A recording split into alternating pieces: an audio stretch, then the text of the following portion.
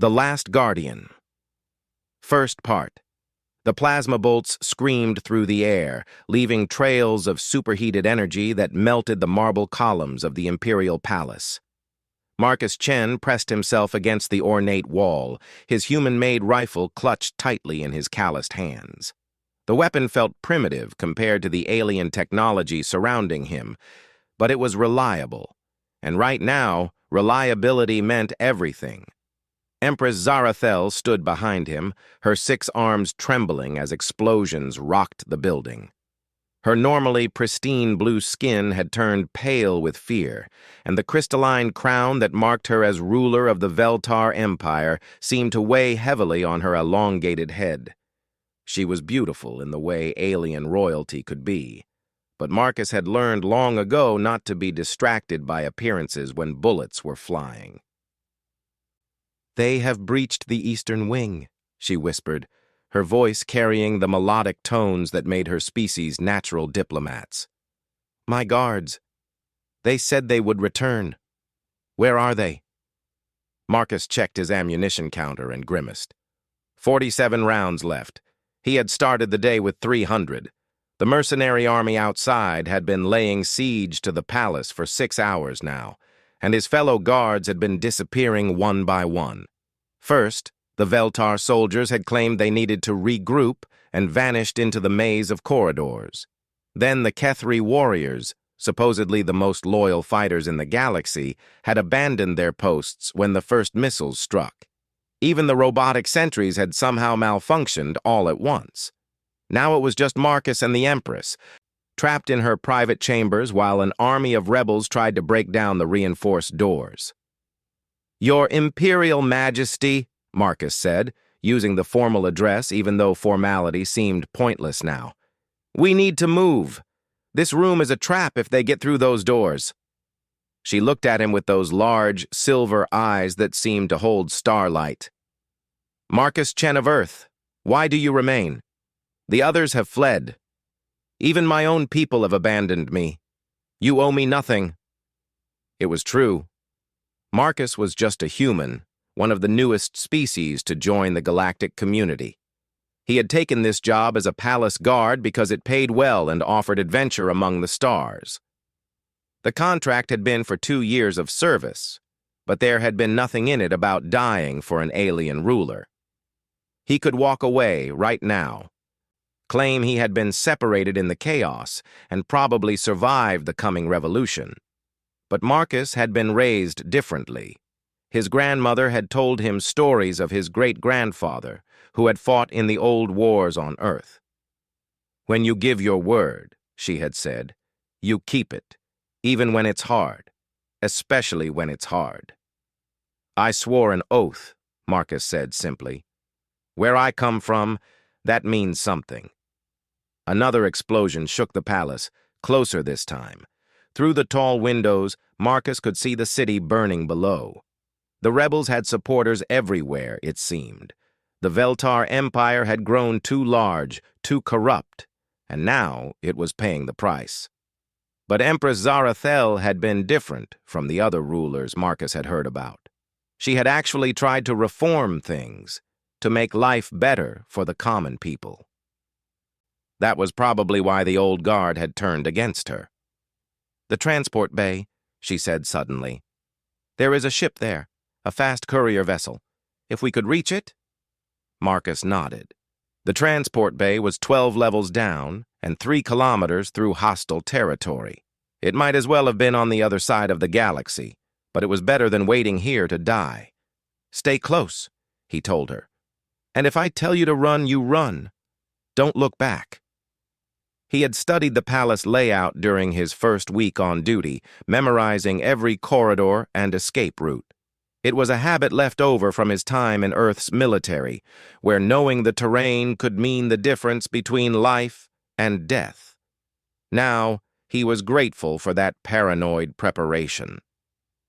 They slipped out through the servants' entrance, moving quietly through the narrow corridors that honeycombed the palace walls. Marcus led the way, his rifle ready while Zarathel followed, her normally graceful movement now careful and calculated. She had kicked off her ceremonial shoes and hiked up her flowing robes to move more easily. It was strange seeing someone he had always known as untouchably regal, now reduced to the same desperate circumstances as any other refugee.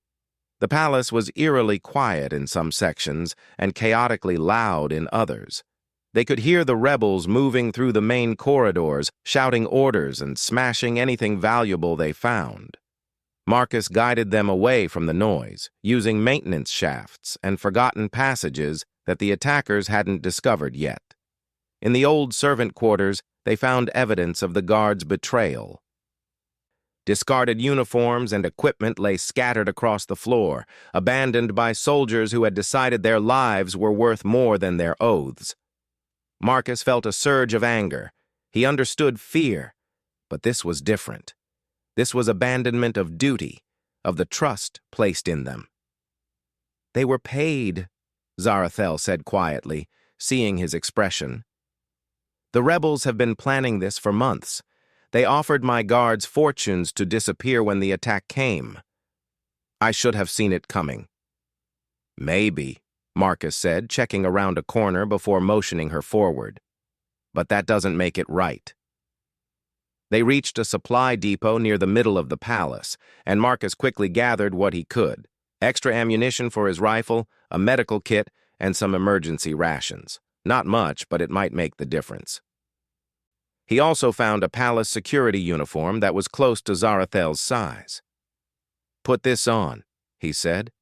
"If we get spotted from a distance, maybe they'll think you're just another fleeing servant." She took the uniform without complaint, though Marcus could see the humiliation in her eyes. Yesterday, she had been the ruler of a dozen star systems. Today, she was disguising herself as a servant to escape with her life. The galaxy could be cruel in how quickly it changed fortunes. As she changed clothes, Marcus studied the route to the transport bay on his wrist display. 3 major checkpoints to get past, plus whatever patrols the rebels had set up.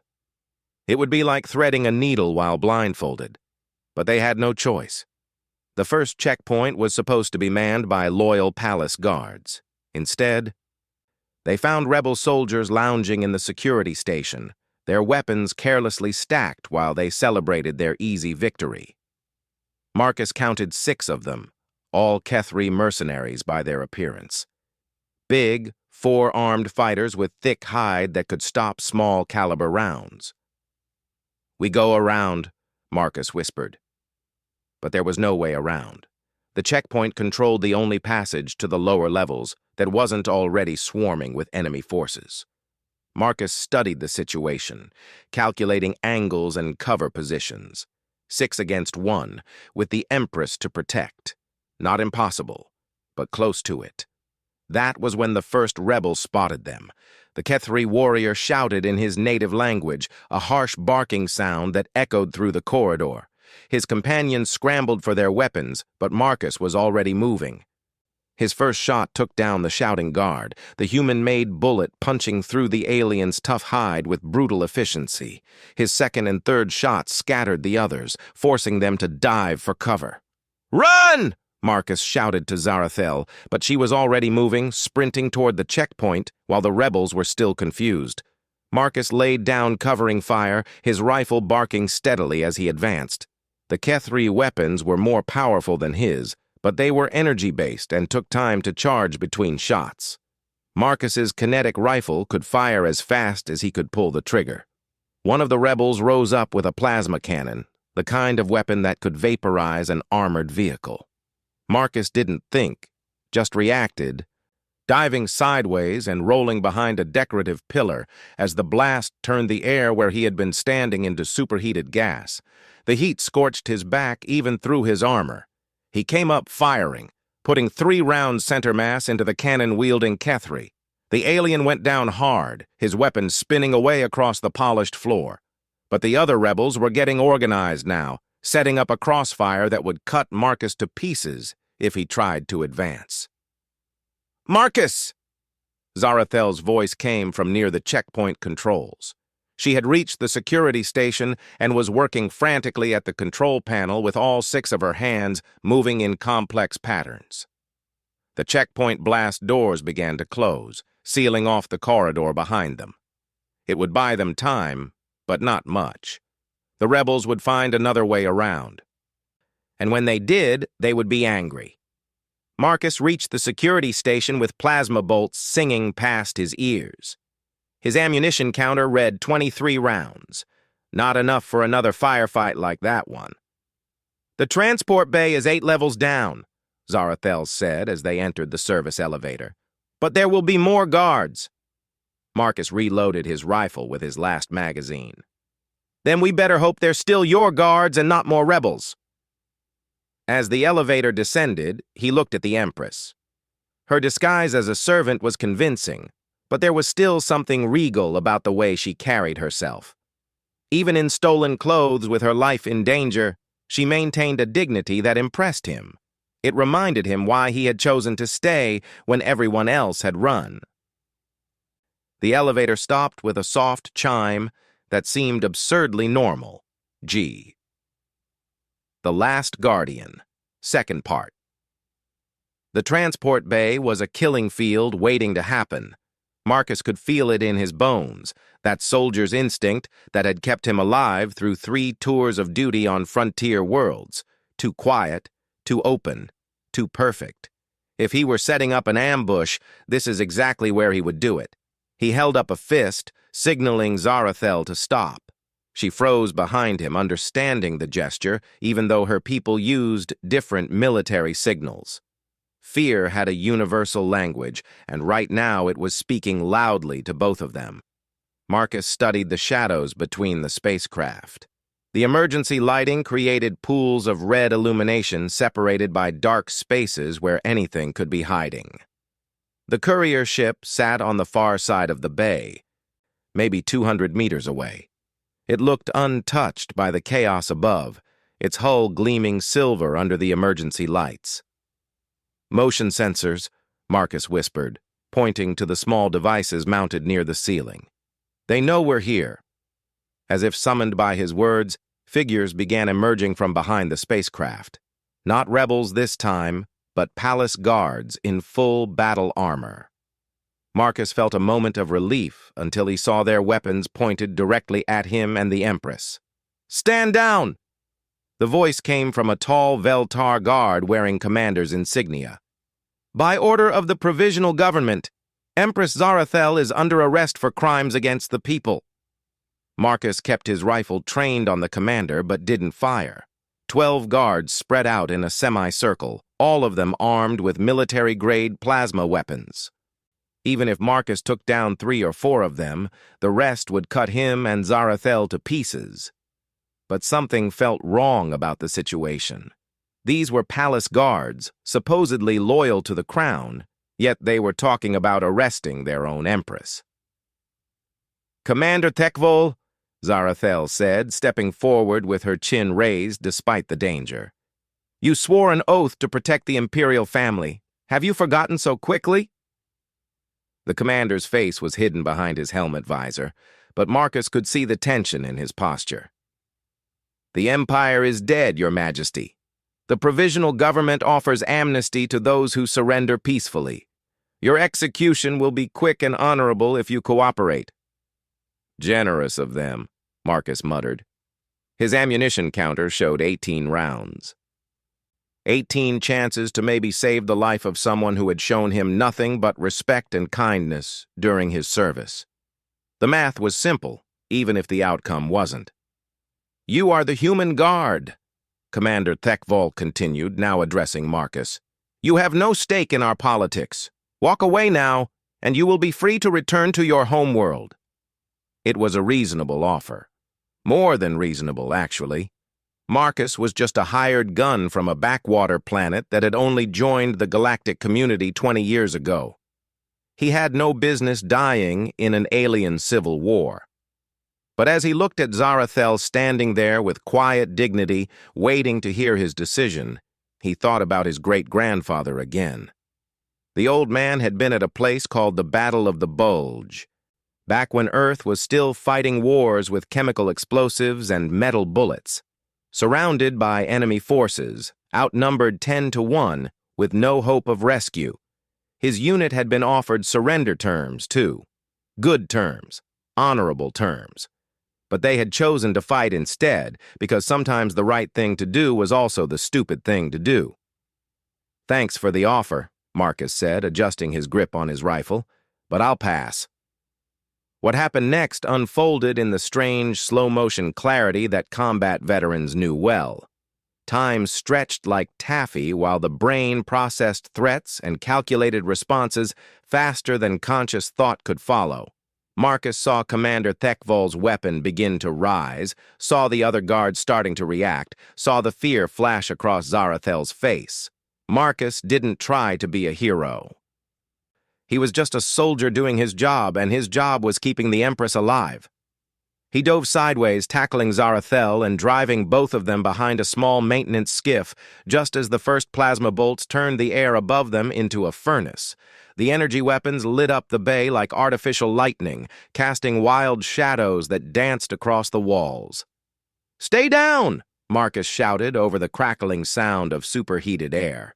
He popped up just long enough to squeeze off 3 quick shots, aiming for center mass on the nearest guards.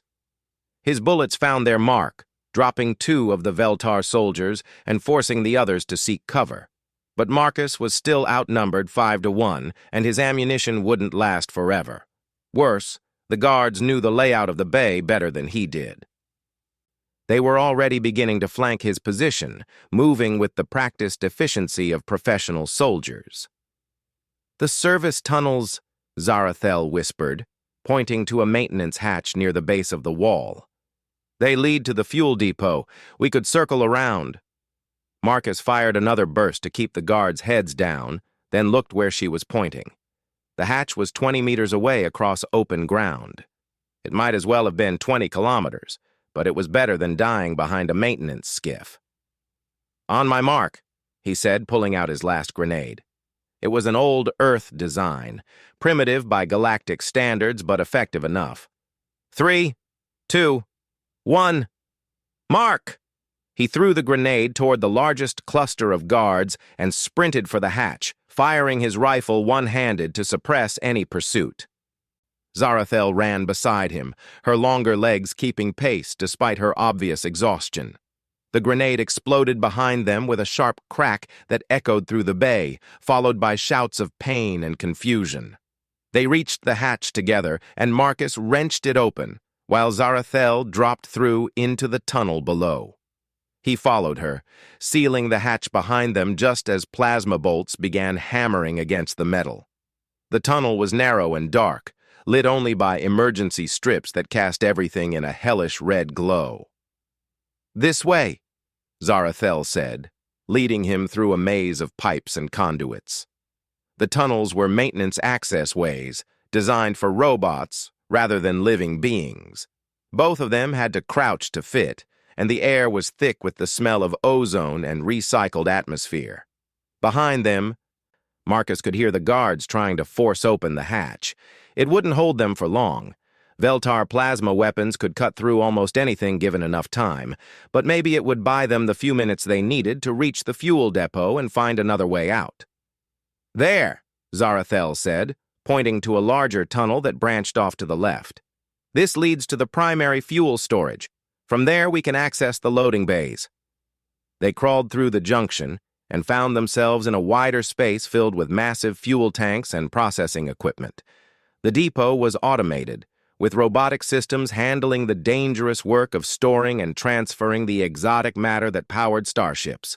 Warning signs in a dozen languages decorated every surface, reminding anyone stupid enough to enter that a single spark could vaporize half the palace. Marcus was checking his rifle when they heard voices echoing through the tunnels behind them. The guards had broken through the hatch and were following their trail. Professional soldiers with professional tracking equipment. It was only a matter of time before they were found. "The fuel lines," Zarathel said suddenly. "If we could rupture one of them?" Marcus looked at the massive tanks surrounding them and shook his head. That would kill everyone in the palace. Guards, rebels, innocent servants, everyone. But we could escape in the confusion, she insisted. It would be a diversion, nothing more. No. The word came out harder than Marcus intended. We don't murder innocents to save our own skins. That's what separates us from the people trying to kill us. For a moment, he thought she might argue with him. Her people were facing extinction, after all, and desperate times had a way of eroding moral boundaries. But then she nodded, and Marcus saw something in her eyes that hadn't been there before. Respect, maybe, or understanding. Then we fight, she said simply. Then we fight, Marcus agreed. The guards found them 5 minutes later, appearing at the entrance to the fuel depot with weapons ready. Commander Thekvol led the charge, his plasma rifle already charging for a killing shot. But the depot was different from the open transport bay. Here there were hiding places, cover positions, and narrow sight lines that favored a defender who knew how to use them. Marcus put his back to a fuel tank and started shooting. His rifle cracked steadily, each shot placed with the precision of long practice. The guards scattered, seeking cover of their own, but the depot's automated systems were not designed for combat. Warning alarms began blaring as stray energy bolts damaged sensitive equipment, and emergency barriers started dropping to contain potential fires. The battle became a deadly game of cat and mouse among the industrial machinery. Marcus moved constantly, using his smaller size and human agility to stay one step ahead of his pursuers. Zarathel stayed close, guiding him through the maze of equipment and warning him when guards were flanking their position. But Marcus was down to his last magazine now, and the guards seemed to have unlimited ammunition. Worse, more rebels were arriving from the upper levels, drawn by the sound of combat. Soon he would be facing not just the traitorous palace guards, but an entire company of enemy soldiers. That was when salvation arrived from an unexpected source. The loading bay doors exploded inward in a shower of sparks and twisted metal. Through the smoke came a squad of armored figures in military gear that Marcus didn't recognize. For a heart-stopping moment, he thought it was more rebels. Then he saw their insignia and felt his hope return. Earth Defense Force. His own people. The lead soldier raised his faceplate, revealing features that could have been Marcus's brother. Sergeant Chen, we're here to extract you and the Empress. Orders from Admiral Harrison himself. Marcus lowered his rifle, suddenly aware of how exhausted he was. How did you find us? Your distress beacon, Sergeant. Been transmitting for the last hour. The soldier gestured to Marcus's combat armor. Command decided one of our people was worth a rescue mission, even in the middle of a civil war. Behind them, the guards and rebels were regrouping for another assault. But now the odds had changed. 12 Earth soldiers with modern weapons and armor against a handful of demoralized aliens who had expected easy prey. The firefight that followed was brief and decisive. Human military doctrine emphasized overwhelming firepower and rapid movement, and the Earth soldiers executed it flawlessly. Within minutes, the depot was secured and the surviving guards were either dead or fleeing back to the upper levels. Time to go, the squad leader said. We've got a dropship waiting outside the palace walls. As they moved toward the loading bay, Zarathel walked beside Marcus. The Last Guardian. Third part. The Earth Defense Force cruiser. Defiance hung in space like a steel predator, its weapons trained on the rebel fleet that had gathered around the Veltar homeworld. From the observation deck, Marcus watched the tactical displays, showing dozens of ships positioning themselves for what everyone knew would be a decisive battle. The civil war that had started in a palace was about to become an interstellar conflict. It had been 3 months since their escape from the burning palace. 3 months during which Empress Zarathel had rallied the scattered remnants of her loyal forces, while Marcus had found himself at the center of something much larger than a simple guard duty assignment. The story of the human soldier, who had stood alone against impossible odds, had spread through the galactic networks faster than light itself. Now Earth's government faced a choice that would define humanity's role in galactic politics for generations to come. Support a fallen empress with questionable chances of victory, or maintain neutrality in an alien civil war that was none of their business. Admiral Harrison, a stern woman with silver hair and eyes like winter stars, stood beside the main display showing fleet positions. She had commanded Earth's expansion into space for 20 years, and her reputation for tactical brilliance was known even among alien military leaders. "The situation is fluid," she said to the assembled officers. "The rebel fleet outnumbers the loyalists 3-1, but they lack coordinated command structure. The provisional government is a collection of competing factions held together only by their hatred of the old empire." Marcus listened from his position near the back of the briefing room. Technically, he was just a sergeant in the Palace Guard unit, not qualified to attend strategic planning sessions. But Admiral Harrison had specifically requested his presence, saying his first-hand knowledge of the players involved made him valuable intelligence asset. "What about the other major powers?" asked Captain Rodriguez, the Defiance's commanding officer. "Are the hegemony or the Federation picking sides?" "The Kethri hegemony is officially neutral, but intelligence suggests they're funneling weapons to the rebels. They want the Veltar Empire broken up so they can claim the border systems. The Zephyrian Federation is doing the same thing, just more quietly." Empress Zarathel entered the briefing room at that moment, wearing the simplified uniform that had become her trademark during the rebellion. She had abandoned the elaborate robes and crown of her imperial days, choosing instead to present herself as a military leader rather than a distant monarch. The transformation had been remarkable to watch, and Marcus suspected it was genuine rather than calculated. "Admiral Harrison," she said with a formal bow, "I have received the final response from the Loyalist commanders. They are willing to coordinate with Earth forces, but only if we can guarantee that the rebel leadership will face trial for their war crimes." The Admiral's expression didn't change, but Marcus saw her jaw tighten slightly. War crimes trials were a complicated subject in galactic law, especially when the winning side got to decide who the criminals were. "Your Majesty," Admiral Harrison said carefully, "Earth cannot guarantee the outcome of trials that haven't happened yet. We can promise that any prisoners will be treated according to galactic conventions, but justice will have to take its own course." Zarathel nodded, understanding the limitations of what Earth could offer. She had learned much about practical politics during her months in exile, and the idealistic ruler who had tried to reform an empire had been replaced by a pragmatic leader who understood that survival required difficult choices. "Then we proceed with the joint operation," she said. "My commanders are prepared to coordinate with your fleet."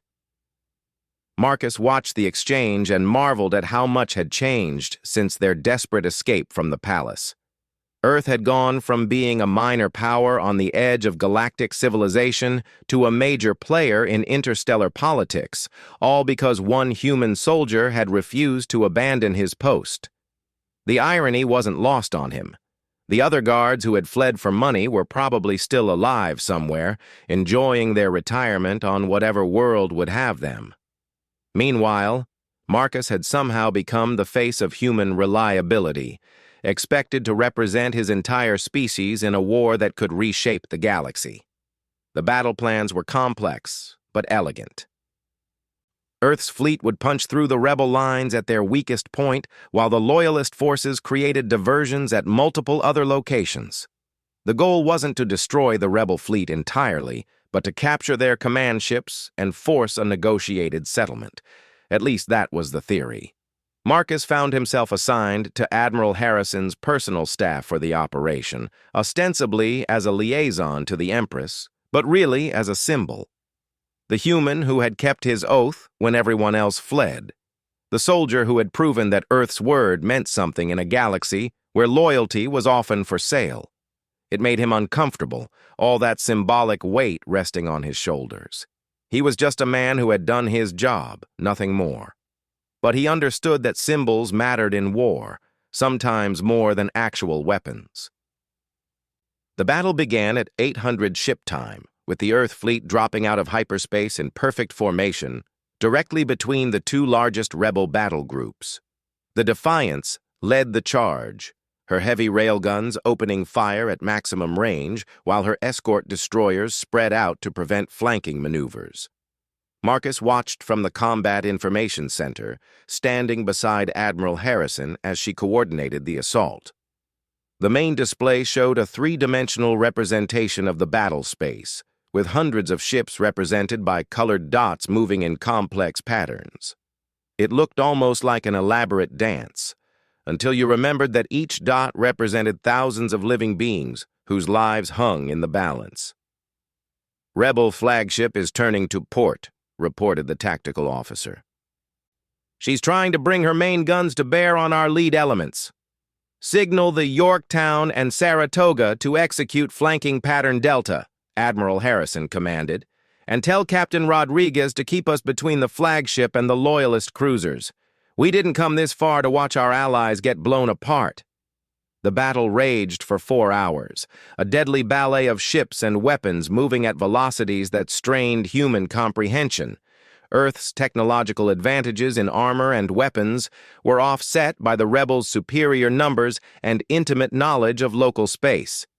Several times the outcome hung in the balance, with victory or defeat, depending on split-second decisions made by ship captains light minutes apart. But the turning point came when Empress Zarathel made a decision that surprised everyone, including Marcus.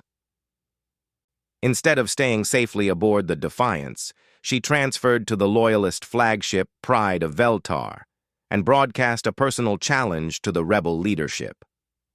"This is Empress Zarathel speaking to all ships," her voice echoed through every communication system in the battle area. "I call upon General Korthdan, leader of the Provisional Government, to meet me in single combat to settle this conflict. Let the fate of our people be decided by honor rather than continued bloodshed." Admiral Harrison looked at Marcus with raised eyebrows. "Did you know she was planning this?" Marcus shook his head, though he wasn't entirely surprised. During their months of planning, Zarathel had often spoken about the old ways of her people, when disputes between leaders were settled through personal combat rather than massive wars. He had thought it was just nostalgic talking, but apparently she had been serious. The challenge hung in space for long minutes, while the battle continued around it. Then, unexpectedly, the rebel flagship began broadcasting a response.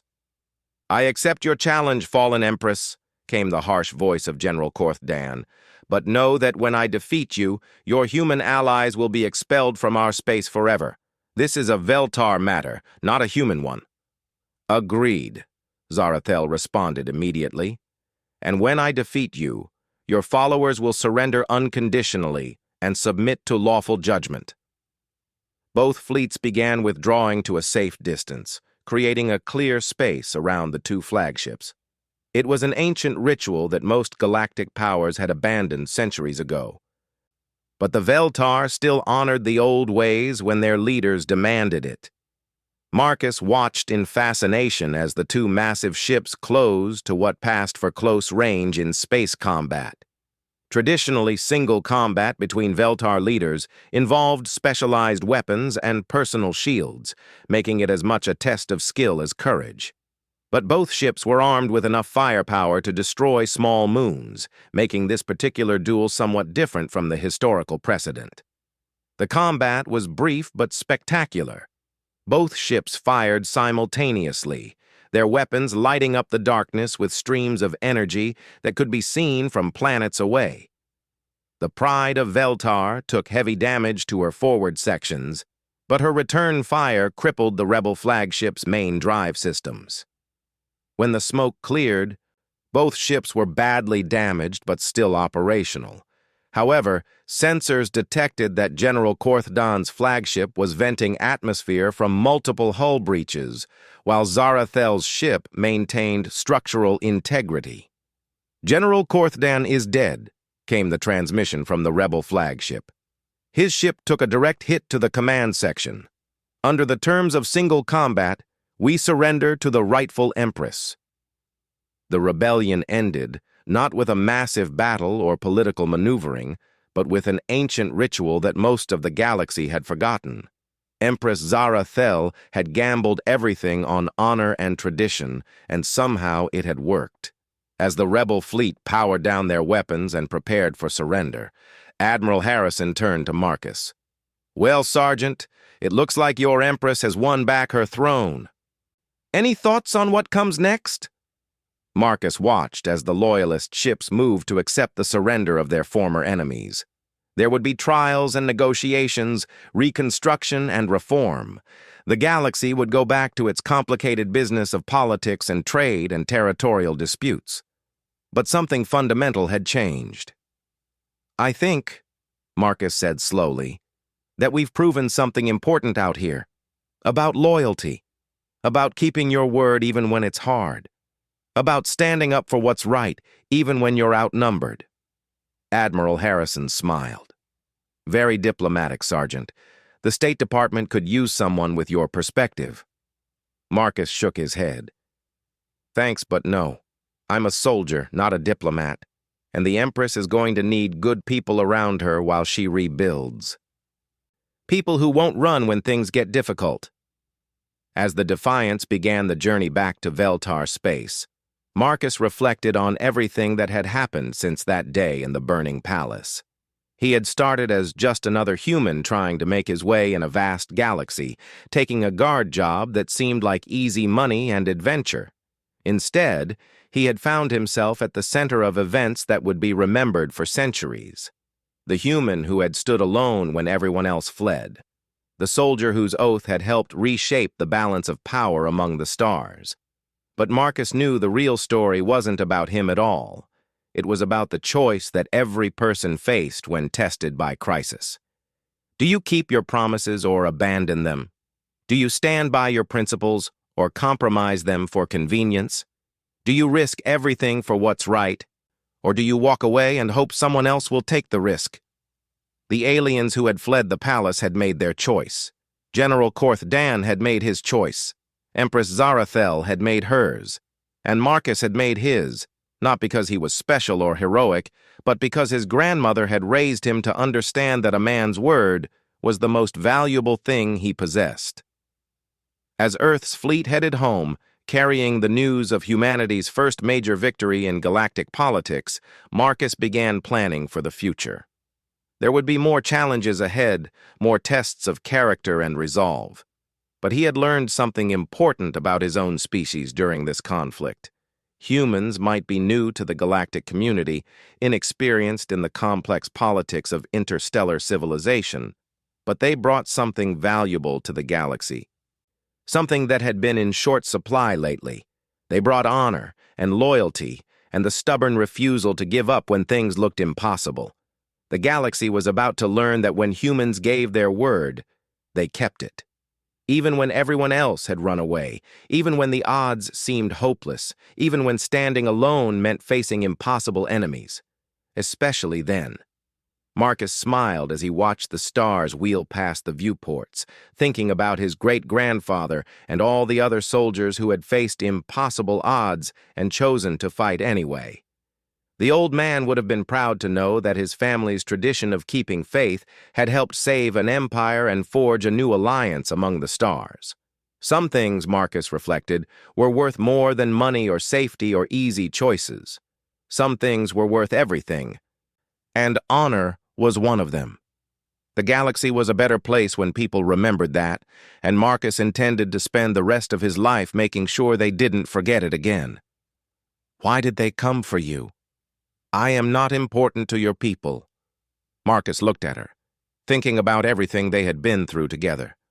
"Maybe not, but you're important to me, and apparently, that was enough."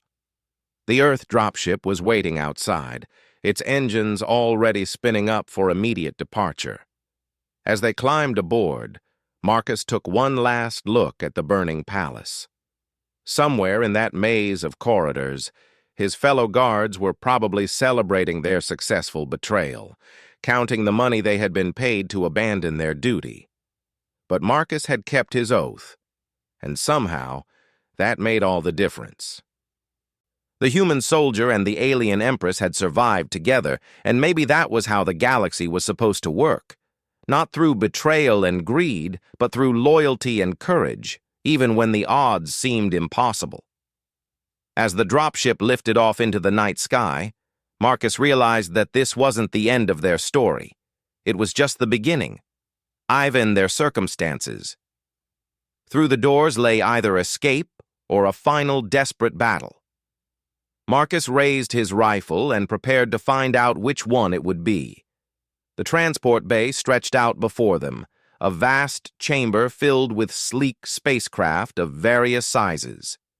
Emergency lighting cast strange shadows between the vessels, creating a maze of hiding spots and potential ambush points. In the distance, Marcus could see the courier ship Zarathel had mentioned, a small but fast-looking craft with the streamlined design favored by diplomatic vessels. Between them and the ship lay the unknown. Marcus stepped out first, his weapon ready, while Zarathel followed close behind. Whatever came next, they would face it together. The human soldier who had kept his oath, and the alien Empress who had lost everything except her courage. The adventure was just beginning.